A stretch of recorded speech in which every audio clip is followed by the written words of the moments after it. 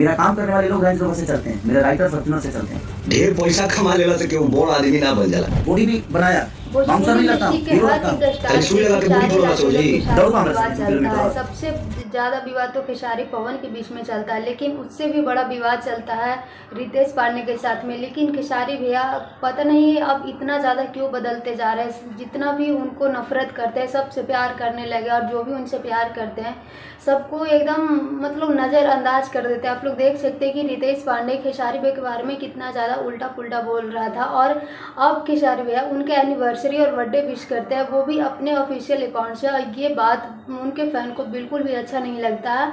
नमस्कार दोस्तों, राधे राधे। ये होप आप लोग अच्छे होंगे, मस्त होंगे, स्वस्थ होंगे। अगर चैनल पर आए तो चैनल सब्सक्राइब करके एक प्यारा सा लाइक में जरूर करें। आप लोग देख सकते हैं कि पवन सिंह के बिहेवियर अब कितना ज़्यादा चेंज हो गया है। पवन सिंह अपने स्टेज प्रोग्राम में किसी को खुद में चिपकने भी नहीं देते थे, अब अपने फैन को गले लगाते हैं और इतना ज़्यादा प्यार देते हैं। एक खेसारी भैया हैं जो उनसे नफरत करते थे उनको अब गले लगाते हैं, और लड़की को स्टेज से प्रोग्राम में मतलब डांस करने के लिए बिल्कुल मना ही नहीं करता है। यही अगर उनके साथ उनका कोई कट्टर फैन लड़का आ जाए तो उनकी टीम वाले उनको भगा देते हैं, जिसकी वजह से खेसारी भैया के फैन लोग बहुत ही ज़्यादा विरोध कर रहा है। इसमें गलती खेसारी भैया की नहीं है, इसमें सिर्फ गलती है उनके टीम वालों का। टीम वालों ये सब हरकत खेसारी भैया को घमंडी बनाने में लगे हुए हैं, और खेसारी भैया इस बात को नज़रअंदाज करे बिल्कुल भी समझ नहीं रहे।